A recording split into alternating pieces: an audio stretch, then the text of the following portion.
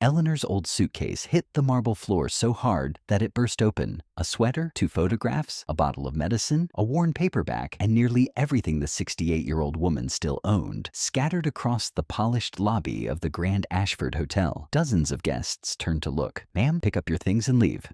Now, Eleanor Price slowly lowered herself to her knees. She didn't argue. She didn't beg. She simply began gathering her belongings, while Richard Cole, the hotel's evening manager, stood several feet away. Rainwater still clung to Eleanor's old gray coat. Her silver hair was damp. Her shoes were worn. And as she reached for the few possessions spread across the floor, a photograph slipped beneath her hand. It slid across the marble, past Richard, past the reception desk, and stopped beneath a polished black leather shoe. The lobby suddenly changed. Employees near the entrance straightened. Richard's expression tightened. Mr. Ashford, Jonathan Ashford, the 39-year-old billionaire owner of the hotel, had just walked through the revolving doors. He looked down, then bent and picked up the photograph. Richard immediately stepped toward him. "Good evening, sir." "I apologize. We were just handling—" Jonathan raised one hand. Richard stopped. Jonathan wasn't listening. He was staring at the photograph. It showed a boy of about 12 standing in an old hotel kitchen. Beside him was a much younger Eleanor. A birthday cake sat between them. Jonathan's fingers tightened around the photograph. Then he slowly raised his eyes. Eleanor was still kneeling beside her open suitcase. Their eyes met. Jonathan stopped breathing. The color drained from his face.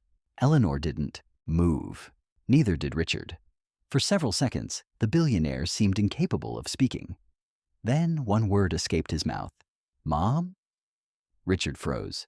A receptionist behind the desk covered her mouth. Eleanor closed her eyes. Jonathan crossed the lobby. "Mom." This time his voice broke. Eleanor slowly stood. "Hello? Johnny." Nobody had called Jonathan Ashford that in 27 years. Jonathan stared at her, as though he were looking at someone who had stepped out of a grave. Then he wrapped both arms around her. Eleanor's hands trembled before finally closing around him. Guests watched in silence. Richard looked from the billionaire to the elderly woman he had just ordered out of the hotel. But there was something nobody in that lobby understood. Eleanor Price was not Jonathan Ashford's mother. Not. Biologically, she had never adopted him. Her last name had never been Ashford, and until 6 weeks earlier, Jonathan believed she had been dead for more than 20 years. So why was a homeless woman carrying a photograph of the billionaire as a child? Why did he call her Mom? And what had happened 27 years earlier that made Eleanor disappear without saying goodbye? To understand that, you have to go back to a time when Jonathan Ashford wasn't a billionaire. He was just a 12-year-old boy who had already lost one mother and was about to find another. 27 years earlier, the Grand Ashford Hotel wasn't grand at all. There were no marble floors, no crystal chandeliers, no luxury cars waiting beneath the entrance canopy. There were 93 rooms, leaking pipes, and a red sign outside that simply said, Ashford House. Jonathan was 12. His father, William Ashford, owned the hotel. Technically, in reality, the bank owned most of it. William had inherited Ashford House from his father and spent nearly a decade trying to keep it alive. There were months when employees received their paychecks before William did. Winters when entire floors were closed because heating them cost too much. And one summer when William quietly sold his car to cover payroll. Jonathan understood almost none of it. Children rarely understand how close their parents are to losing everything. They notice smaller things. The cereal changes brands. Their father stops ordering pizza on Fridays. The lights in certain rooms suddenly stay off. Jonathan had already experienced a loss much greater than money. His mother, Rebecca, had died from cancer when he was 7.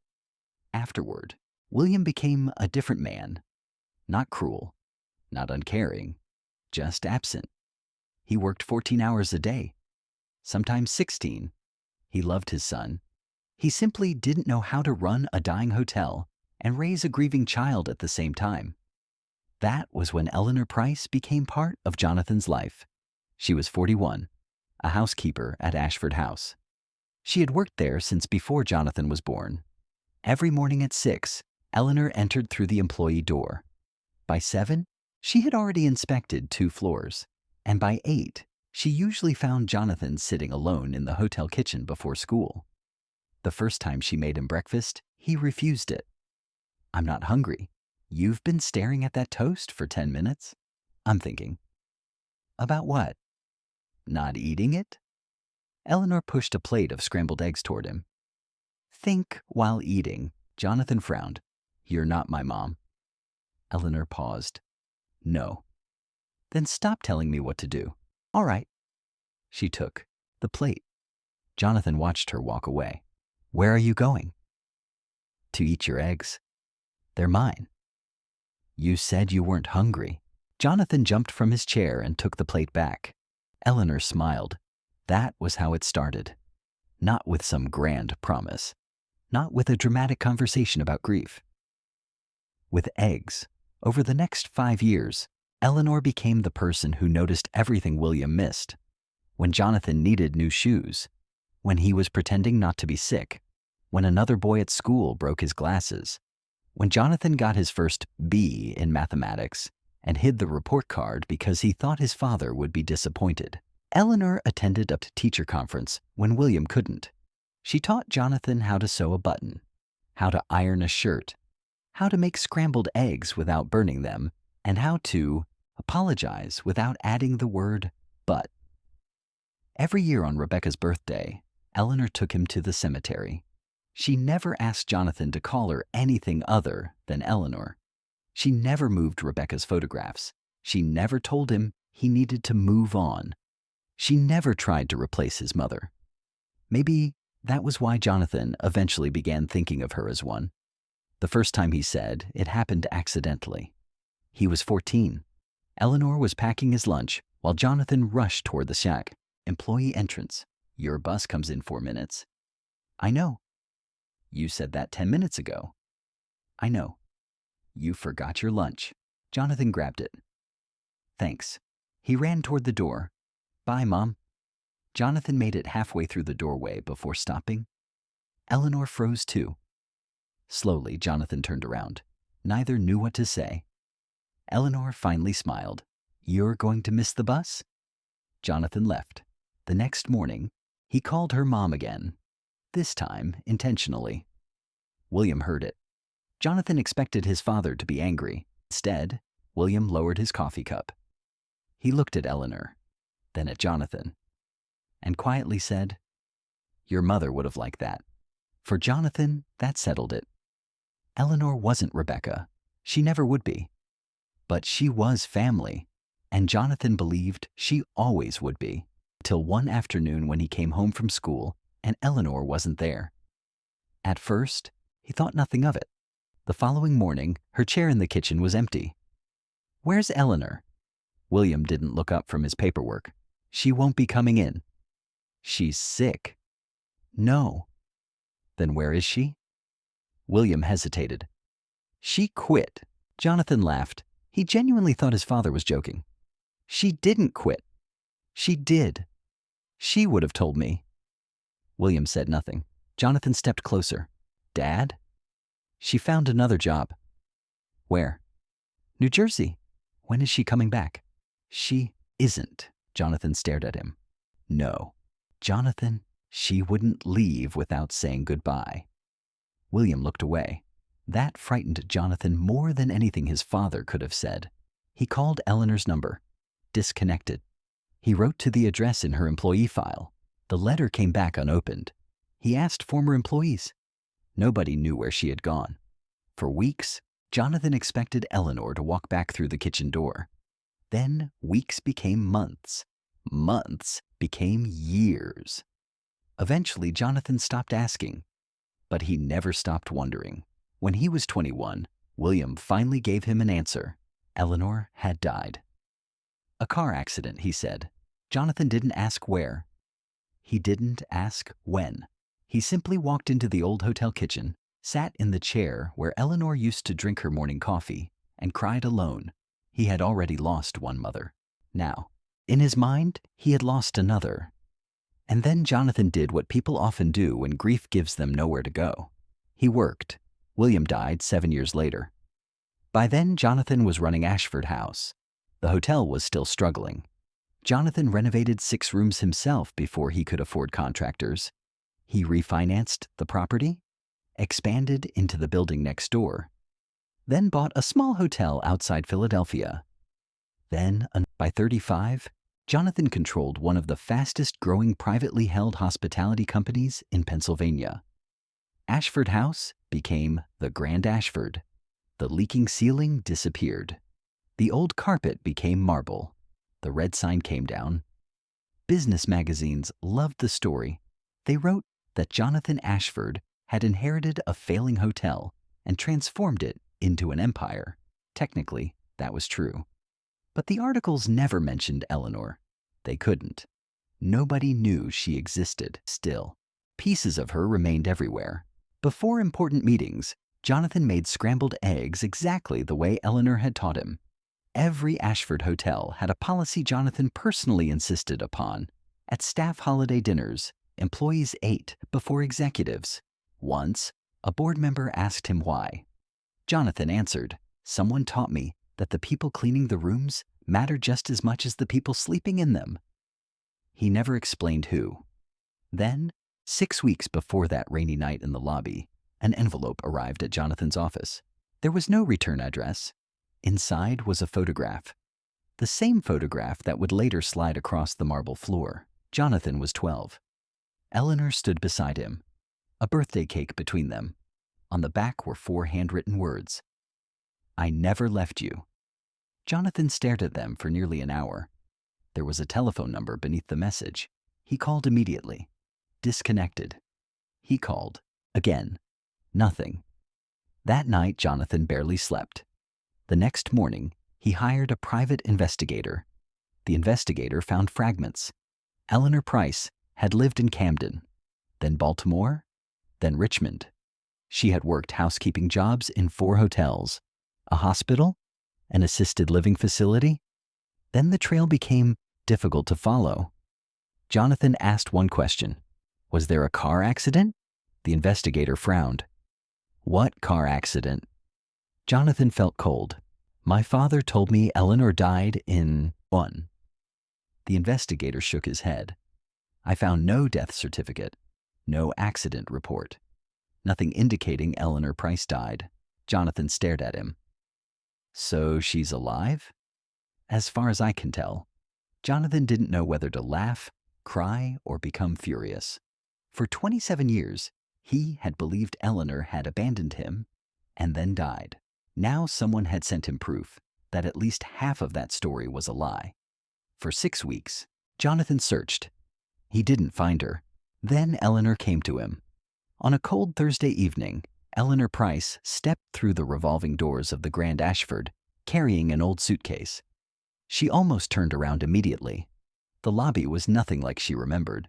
The old carpet was gone. The wooden reception desk had been replaced. The ceiling no longer leaked. Above her hung a chandelier where handmade paper stars had once hung at Christmas. Eleanor stopped beneath it. For several seconds, she simply stared. Claire Bennett noticed her from reception. Claire was 26 and had worked at the Grand Ashford for 2 years. She watched Eleanor touch one of the old wooden columns that had survived the renovations. Eleanor whispered, "You kept this." Claire couldn't hear her. Eleanor then approached the reception desk. "Excuse me." Claire smiled. "Good evening. How can I help you?" "I'm looking for Jonathan Ashford. Do you have an appointment with Mr. Ashford?" "No." "May I ask your name?" "Eleanor Price." Claire typed it into the computer. Nothing. "Is Mr. Ashford expecting you?" "No." "I'm afraid he's not here yet." Eleanor looked toward the lobby seating. "Could I wait?" Before Claire could answer, Richard Cole approached. Richard was 45. He had managed luxury hotels for 18 years. He was good at his job, efficient, professional, and increasingly accustomed to making decisions about people in seconds. His eyes moved from Eleanor's damp coat to her worn shoes, then to the old suitcase. "Is there a problem?" Claire answered. "Miss Price is asking to wait for Mr. Ashford." Richard looked at Eleanor. "You know Mr. Yes? How?" Eleanor hesitated. "It's complicated." Richard had heard answers like that before. People entered expensive hotels for many reasons. Some wanted warmth, some wanted bathrooms, some asked guests for money. One person had stolen a handbag in the lobby a month earlier. Richard believed experience had taught him to recognize problems before they happened. Sometimes experience does that.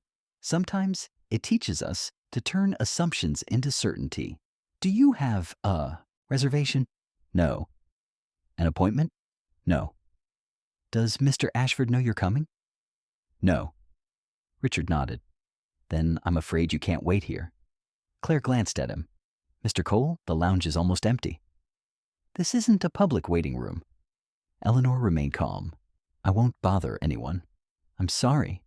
I've traveled a long way. There's a shelter several blocks from here." Eleanor's expression changed.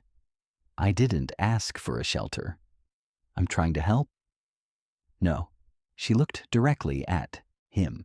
"You're trying to make me leave." Richard lowered his voice. "Because you're not a guest." Eleanor looked around the hotel she had once cleaned before sunrise, the hotel where she'd made breakfast for a grieving boy, the hotel where she'd spent years of her life. Then she looked back at Richard. "I only need a chair. You're not welcome here." Claire looked at Richard. Eleanor said nothing. Then she nodded. "All right." She picked up her suitcase. The clasp had been damaged for years. Eleanor knew it. Usually she carried it carefully. But as she turned, the suitcase struck the corner of a luggage cart. The old clasp snapped. The suitcase hit the marble, and everything inside spilled out. That was the moment Jonathan walked in. Now, less than 10 minutes after calling Eleanor Mom in front of half the lobby, Jonathan was standing inside his private office, staring at the woman he had mourned for decades. Eleanor sat on the sofa. Her suitcase, hastily repacked by Claire, rested beside her. The photograph lay on Jonathan's desk. Neither spoke.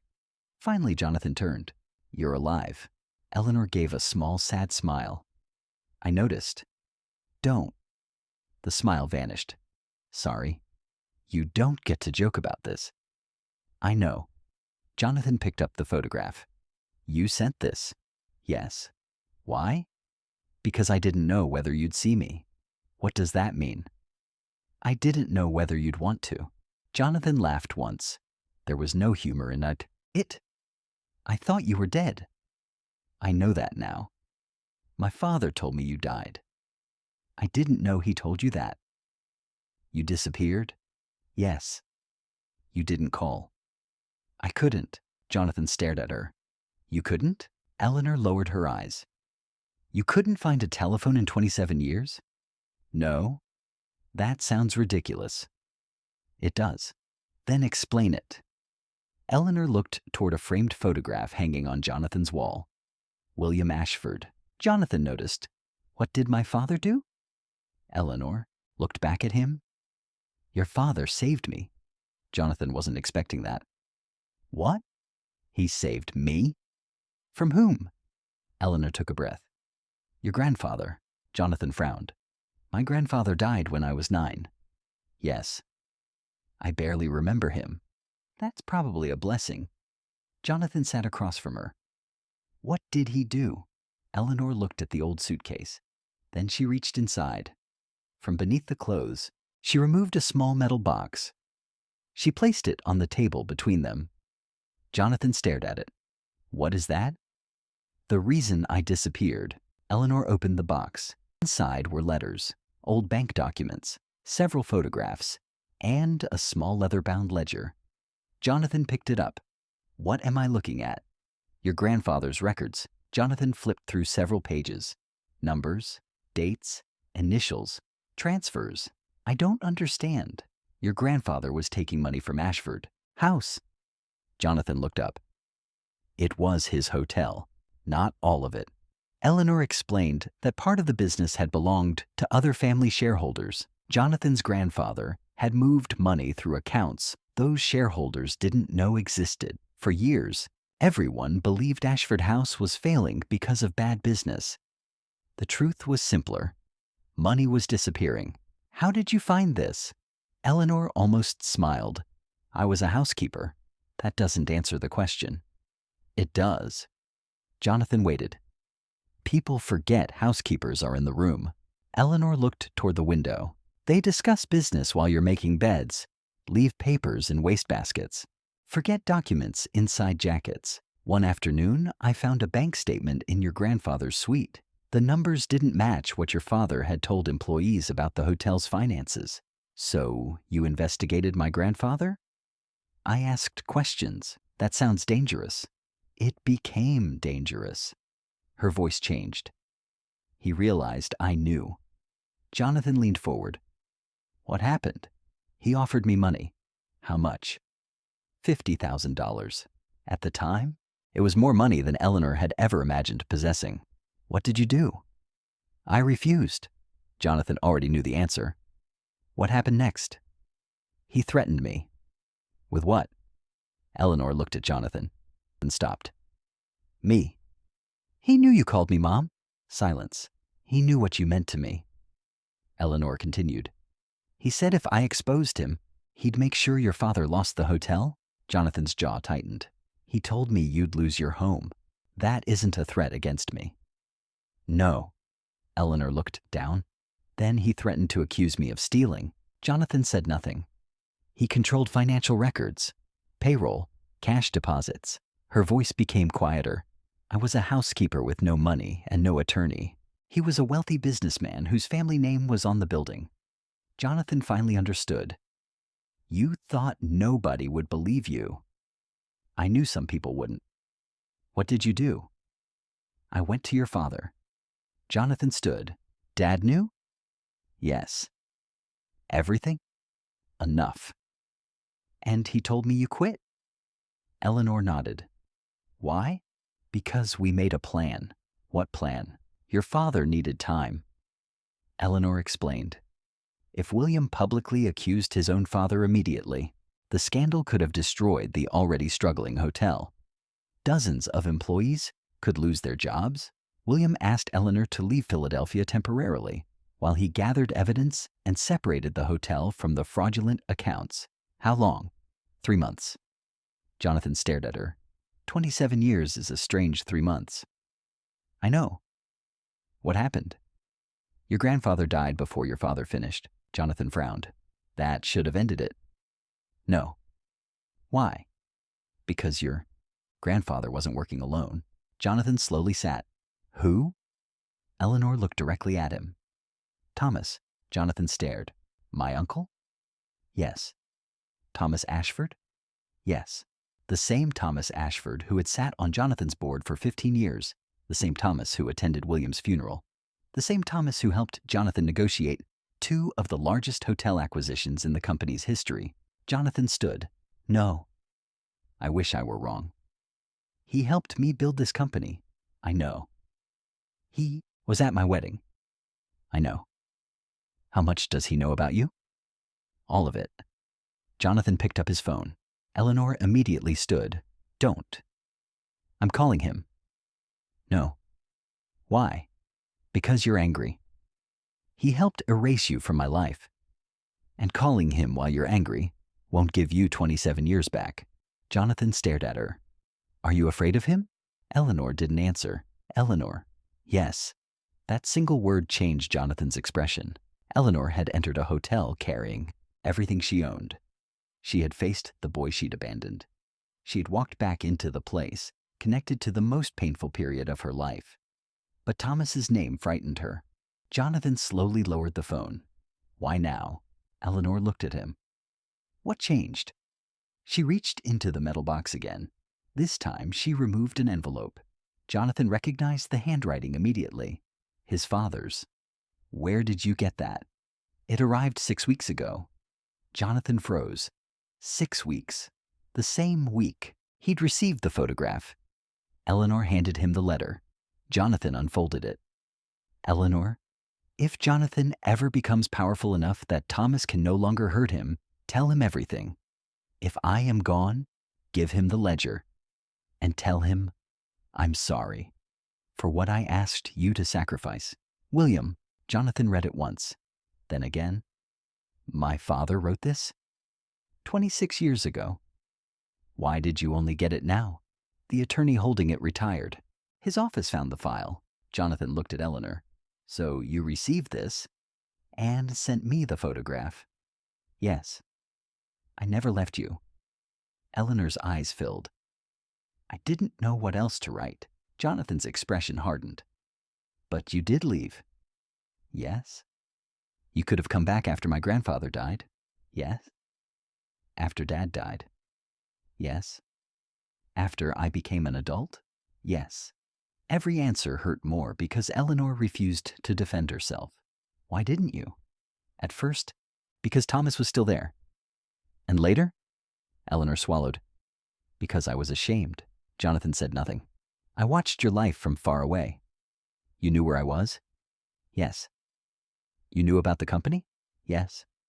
You saw what I built? Yes. And you still didn't come? No. Why? Eleanor's eyes filled. Because every year I waited made coming back harder. Jonathan looked away. I thought you'd hate me. I did. Eleanor nodded. I know. I buried you. Her eyes closed. What? Not literally. Jonathan's voice cracked. But in my head. He looked at her. I mourned you. A tear moved down Eleanor's cheek. I know. No, you don't. Jonathan stood. You weren't there when I graduated. I know. When Dad died. I know. When I got married. I know. When my daughter was born. Eleanor looked up sharply. You have a daughter? Jonathan stopped. Yes. How old? 8. Eleanor covered her mouth. What's her name? Jonathan hesitated. Rebecca. Eleanor began crying. Rebecca. The name of Jonathan's biological mother. Jonathan looked away. For the first time since Eleanor returned, he saw not only the woman who had left him, he saw the years she had lost too. Eleanor wiped her face. I'm sorry. For what? All of it. Jonathan stared at her. I don't know what I'm supposed to do with that. You don't have to do anything. Then why come? To tell you the truth. And then? I leave. Jonathan looked toward her suitcase. Something finally connected. The old clothes. The medicine. Everything scattered across the lobby. You really don't have anywhere to go? Eleanor didn't answer. The manager thought you were homeless. At the moment, he wasn't wrong. Jonathan sat. What happened? I lost my job last year. Where did you work? A hotel in Richmond? Which one? The Marlowe. Jonathan froze. Ashford Hospitality had purchased the Marlowe 18 months earlier. We own the Marlowe. I know. You lost your job after we bought it? During restructuring, Jonathan stared at her. His own company had eliminated Eleanor's job. The woman who had once made sure he didn't go to school hungry had lost her livelihood because of a decision made somewhere inside his corporation. Who fired you? Jonathan. Who? Don't. Tell me. No. You're protecting them? No. Eleanor looked at him. I'm protecting you from turning every painful thing that happens to me into someone else's punishment. Jonathan thought about Richard downstairs. He humiliated you. He made a bad decision. He threw you out. He didn't know me. He didn't have to know you. Eleanor nodded. That part is true. Jonathan looked at her. I'm firing him. No. Jonathan frowned. No? He told you that you weren't welcome in my hotel. Yes. And you don't want him fired? One bad moment shouldn't become an entire person. Jonathan stared at her. You taught me people need consequences. They do. So which is it? Consequences and destruction aren't the same thing. Jonathan almost smiled. You haven't changed. I've gotten shorter. That finally made him laugh. Downstairs, Richard Cole was discovering exactly how long 10 minutes could feel. Claire stood behind reception. Richard looked toward the elevators for perhaps the 20th time. "You can stop." Claire looked at him. "Stop what? Enjoying this?" "I'm not enjoying anything. You absolutely are." Claire smiled slightly. "Maybe a little?" Richard exhaled. "I'm getting fired. Possibly." "Claire." "What?" "You could at least pretend otherwise. You're a good manager." "Thank you." "With questionable instincts." Richard stared at her. That didn't help. The elevator doors opened. Jonathan stepped out. Richard immediately straightened. "Mr. Ashford?" Jonathan stopped. "Office. 10 minutes." Richard swallowed. "Yes, sir." Claire watched Jonathan walk away, then looked at Richard. "Nice knowing you." 10 minutes later, Richard entered the office. Eleanor was no longer there. Jonathan stood beside the window. "Close the door." Richard did. "I owe you an explanation." "No." Richard stopped. "You owe Eleanor an apology." "Yes." "Sir? Do you know why?" Richard hesitated. "Because she's your mother?" Jonathan stared at him. "No." Richard looked confused. "You owe her an apology because she was a human being standing in our lobby." Richard lowered his eyes. "If she were my mother, you should apologize." Jonathan stepped closer. "If she were a billionaire, you should apologize." Another step. "If she were exactly who you thought she was, you should apologize." Richard nodded. "Yes, sir." "Why did you ask her to leave?" "We've had incidents." "What kind?" "People entering to sleep, asking guests for money. We had a theft last month." "Did Eleanor steal anything?" "No." "Ask anyone for money?" "No." "Threaten anyone?" "No." "Then what did she do?" Richard remained silent. Finally, "She looked like someone who might." Jonathan didn't need to respond. Richard heard his own words. His face changed. "That's not something I'm proud of." "No." "I made an assumption." "Yeah?" Richard looked at him. "Are you firing me?" Jonathan remembered Eleanor. One bad moment shouldn't become an entire person. "No." Richard looked surprised. "But tomorrow morning, you and Claire are rewriting our lobby policy." "Yes, sir." "And next month, you're spending 3 shifts with our community outreach partners." Richard nodded. "Understood." Jonathan walked toward the door, then stopped. "Richard." "Yes?" "She isn't actually my mother." Richard blinked. "What?" Jonathan almost smiled. Long story. The following morning, Eleanor was still at the Grand Ashford. Jonathan had offered her the presidential suite. She refused. He offered another suite. She refused that too. Eventually, he booked her a standard room and simply stopped asking. At 7 in the morning, Jonathan found her in the employee cafeteria. Not the luxury restaurant, not room service, the employee cafeteria. She sat with 2 housekeepers drinking coffee. When Jonathan entered, one immediately stood. "Mr. Ashford." Eleanor looked over. "Oh, sit down. He's not royalty." The employee looked horrified. Jonathan smiled. "She's right." Eleanor pointed toward the empty chair. "Eat." Jonathan sat. A plate appeared in front of him. Scrambled eggs. He looked at Eleanor. "Really? You look thin." "I own 11 hotels." "That wasn't my observation." One of the housekeepers tried not to laugh. Jonathan took a bite. Too much salt. Exactly as he remembered. For 10 minutes, there were no billions, no board members, no secrets. Just Johnny eating breakfast with the woman who once made sure he didn't go to school hungry. Then Jonathan's phone rang. His chief financial officer. "Jonathan, we have a problem." "What?" "Thomas is here." Jonathan looked at Eleanor. Her face changed immediately. "Where?" "Boardroom." Jonathan stood. Eleanor put down her coffee. "Don't go alone." 10 minutes later, Jonathan entered the boardroom with the ledger beneath his arm. Thomas Ashford sat at the far end of the table. 62 years old, silver hair, expensive suit. perfectly calm. He looked at Jonathan. I heard Eleanor Price is here. Jonathan stopped. That sentence told him almost everything he needed to know. You remember her.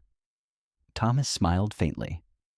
I remember everyone who worked for this family. Jonathan placed the ledger on the table. Thomas's smile disappeared.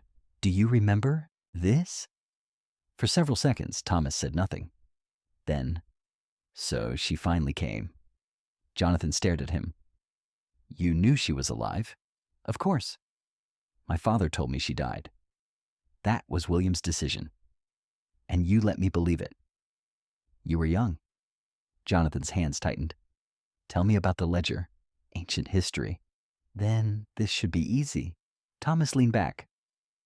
My father made mistakes. You helped him? No. Your initials are in here. Initials aren't evidence. The transfers might be. Thomas looked at Jonathan. My attorneys are reviewing everything. Then why am I here? Because I wanted to ask you one thing myself. Thomas waited. Jonathan leaned forward. Did you threaten her? Thomas's expression barely moved. That depends on what Eleanor told you. Did you threaten her? Thomas sighed. Eleanor should have taken the money. Jonathan stopped. So you knew about the offer? I suggested it. Silence. And when she refused? We made her understand what was at stake. You threatened me. You were never in danger. Did Eleanor know that? Thomas didn't answer. Jonathan's voice dropped. You used a 17-year-old boy to scare her out of my life. I protected the company. No. Jonathan looked at him. You protected yourself? Thomas stood. You think your father built this company by being sentimental? My father spent his life cleaning up what you and Granddad did. William spent his life pretending morality made him better than everyone else. He kept the hotel alive. I kept the hotel alive. Thomas gestured toward the city beyond the windows. You think your housekeeper built all this? Jonathan's expression changed. Careful. Thomas smiled. There it is. What? William's temper. Jonathan picked up the ledger. You're suspended from the board, effective immediately. Thomas laughed. You can't do that. I already have the votes. For the first time? Thomas's confidence disappeared. You called the board? This morning. You don't know what you're doing. Maybe. You'll damage everything your father built. Jonathan looked around the room, then back at Thomas. No. I'm finally learning what it cost. Thomas left 20 minutes later. There was no dramatic arrest. No security guards dragging him through the lobby. No applause. Real consequences are often quieter. Attorneys would spend months examining the records. The board would investigate. Thomas would eventually resign permanently. But for Eleanor, something important happened the moment he walked out. For 27 years, she had lived as though the Ashford family still had the power to destroy her. That morning, it ended. Jonathan returned to Eleanor's room. She was packing. He stared at her. What are you doing? Leaving. No. Johnny, you crossed half the country to tell me the truth, and you're leaving after breakfast? I did what I came to do. No. Jonathan? No. Eleanor smiled despite herself. You're 39 years old and still terrible at being told no. You taught me persistence. I regret that. Jonathan took the suitcase from her. Stay 1 week. For what? I don't know. Excellent plan. 1 week. 3 days. 7. 4. 7. 5. Jonathan held out his hand. Deal. Eleanor shook it. You're irritating. You raised me. That stopped her. Jonathan realized what he'd said. Eleanor looked away. I didn't. Yes. For a while. For the part that mattered? Her eyes filled. Jonathan placed the suitcase down. You weren't my mother. I know. You never tried to replace her. I know. But when I needed someone, Jonathan struggled with the words. You were there. Eleanor covered her mouth. And then you weren't. She nodded. I'm sorry. I know. I can't fix that. I know. What do you want from me? Jonathan thought about it, then answered truthfully. I don't. No. Eleanor nodded. Then maybe that's where we start. 5 days became 12. On the third day, Jonathan brought his daughter to the hotel. He didn't tell Eleanor beforehand. Rebecca was 8 years old and sitting in the restaurant drawing on a napkin when Eleanor approached. Jonathan stood. Rebecca, this is Eleanor. Rebecca looked up. The Eleanor? Eleanor stopped. Jonathan looked at his daughter. Rebecca shrugged. Dad talks about you. Eleanor looked at Jonathan. A lot? Jonathan cleared his throat. Occasionally. Rebecca smiled. He makes eggs wrong because of you. Eleanor laughed. Jonathan frowned. I make them exactly right. Too much butter? Rebecca said. Eleanor's smile disappeared, then returned through tears. That's exactly right. Rebecca frowned. Why are you crying? Eleanor sat beside her. Because your dad used to be your size. Rebecca looked at Jonathan. Really? No. Eleanor smiled. He was smaller. Within 20 minutes, Rebecca was showing Eleanor photographs. Within 40, she was calling her Miss Ellie. Jonathan sat across from them, watching two parts of his life that should never have been separated finally meet. There was happiness in that, but also grief. People rarely talk about how painful happy reunions can be. Every new memory also reminds you of the memories that never happened. Eleanor should have met Rebecca 8 years earlier. She should have attended Jonathan's wedding. She should have been at William's funeral. There should have been Christmas dinners, birthdays, ordinary Tuesdays. No amount of money could buy those years back. Jonathan had to decide whether losing 27 years meant wasting whatever remained. 2 weeks later, Richard found Eleanor sitting in the hotel lobby. She was reading near the same place she'd asked to wait. He approached carefully. Miss Price? Eleanor looked up. Yes? May I sit? She looked at the chair. If you're ordering something. Richard laughed nervously. Fair. He sat. I owe you an apology. You already apologized. Not properly. Eleanor closed her book. Richard continued. When you walked in that night, I decided who you were before you said 10 words. Eleanor listened. I've managed hotels for 18 years. You start noticing patterns. Patterns are useful. They are, till you forget people aren't patterns.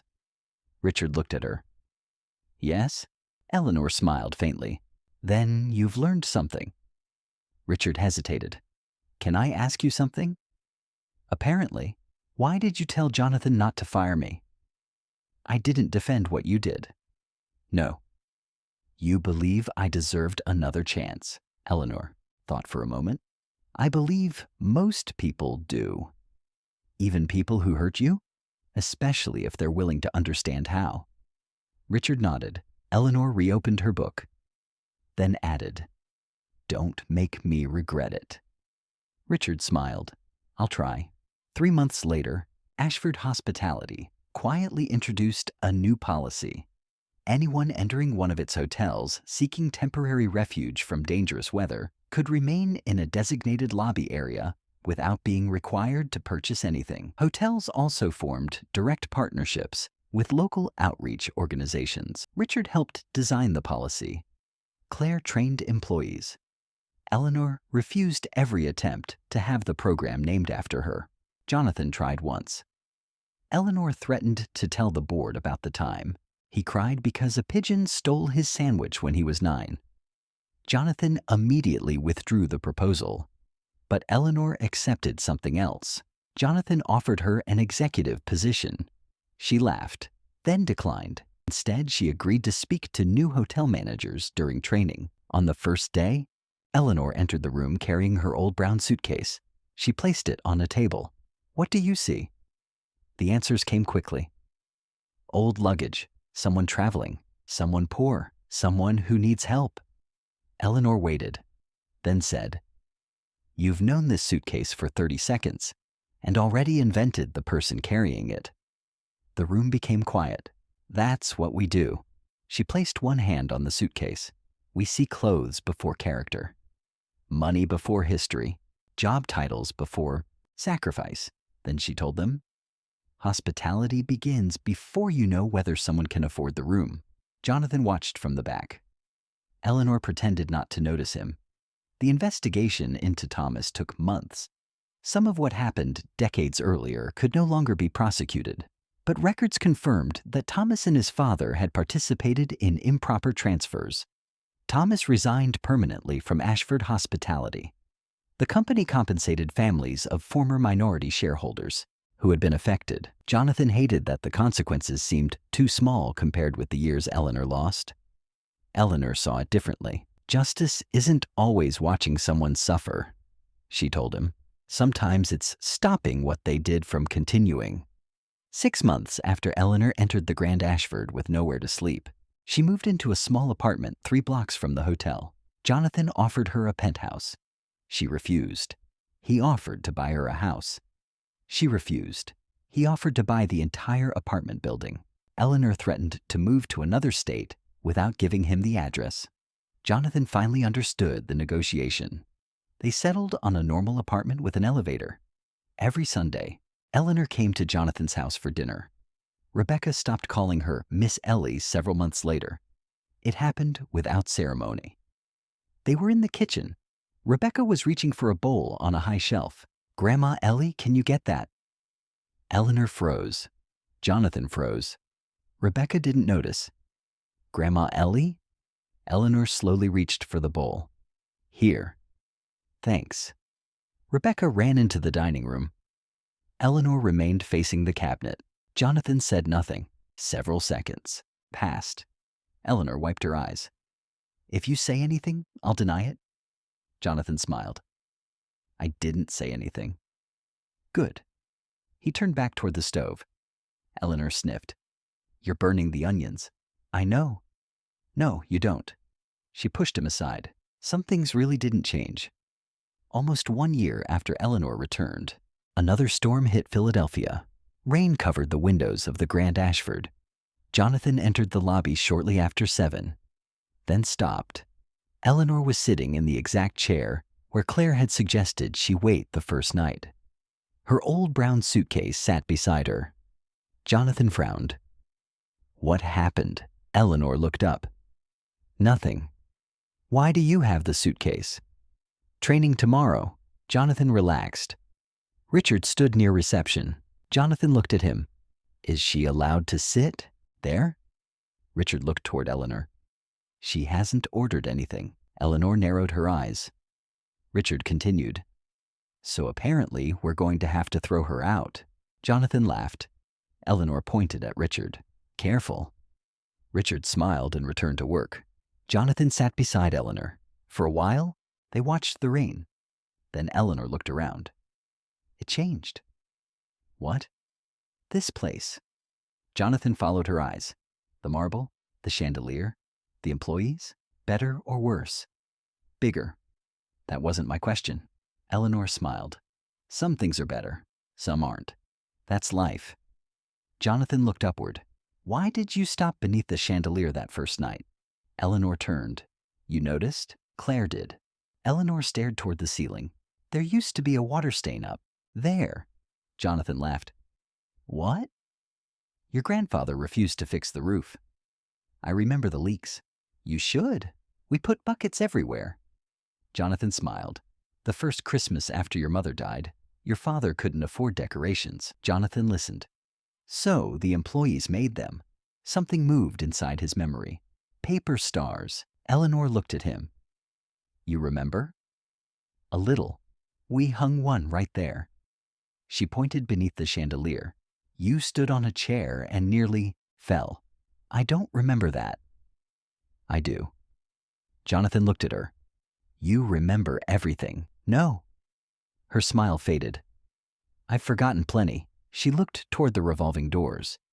But I remembered enough to come back. Jonathan watched her. I almost didn't recognize you. I look terrible. That's not what I meant. I know. Jonathan looked at the old suitcase. When I saw that photograph on the floor, I thought I was 12 again. Eleanor said nothing. I spent 27 years imagining what I'd say if somehow you came back. What did you imagine? Mostly yelling. Reasonable. Sometimes walking away. That would have been reasonable too. Jonathan smiled. But then I saw you. He looked at her. And all I could say was, Mom. Eleanor lowered her eyes. I heard. Do you know why? She shook her head. Because some part of me never stopped being that kid in the kitchen. Eleanor's eyes filled. And some part of that kid never stopped waiting. Eleanor reached for his hand. Jonathan let her take it. Outside, expensive cars stopped beneath the awning. Guests entered carrying designer luggage. Employees crossed the polished marble floor. Nobody paid much attention to the elderly woman in the old gray coat sitting beside a faded suitcase. A year earlier, Richard had looked at that woman and decided she didn't belong. His mistake wasn't that Eleanor secretly knew a billionaire. It wasn't that she had helped raise the owner, and it wasn't that she carried evidence capable of changing the company. His mistake happened before any of those things mattered. He had decided dignity had to be earned before it was given. That's an easy mistake to make. We see clothes before character, money before history, job titles before sacrifice. And sometimes we only become kinder after discovering that the stranger in front of us is important. But kindness that depends on importance isn't really kindness. Eleanor Price had cleaned hotel rooms, lost jobs, lost her apartment, and carried nearly everything she owned inside one suitcase. None of that made her less worthy of the chair she had asked to sit in. Jonathan being a billionaire didn't make her more worthy either. It only made Richard's mistake visible. Jonathan squeezed her hand. Dinner? Where? Upstairs. The expensive restaurant? I own it. That doesn't answer my question. Jonathan laughed. My treat. Everything is your treat when you own the building. They stood. Jonathan reached for the suitcase. Eleanor stopped him. I can carry it. I know. Then let go. No. You're still irritating. You raised me. Eleanor looked at him. This time, she didn't correct him. They walked toward the elevators. Richard watched from reception. Claire stood beside him. Richard nodded toward Eleanor. You know what I thought when she walked in that first night? Claire looked at him. What? That she didn't belong here. Claire watched Eleanor and Jonathan enter the elevator. And now? Richard thought for a moment. I think maybe she belongs here more than any of us. Inside the elevator, Jonathan pressed the button for the restaurant. Eleanor looked at him. Johnny? Yes? I really am sorry. He knew exactly what she meant. 27 years. The birthdays, the silence, everything. Jonathan looked at her. I know. The doors opened. Eleanor waited. Jonathan didn't move. She looked back. What? He smiled. You first. Mom. Eleanor's eyes filled. She stepped out. Jonathan followed, and the elevator doors closed behind them. Not on the years they'd lost. Those would always be there. But on the belief that losing those years meant they also had to lose the ones that remained. Because sometimes a second chance doesn't arrive looking like a miracle.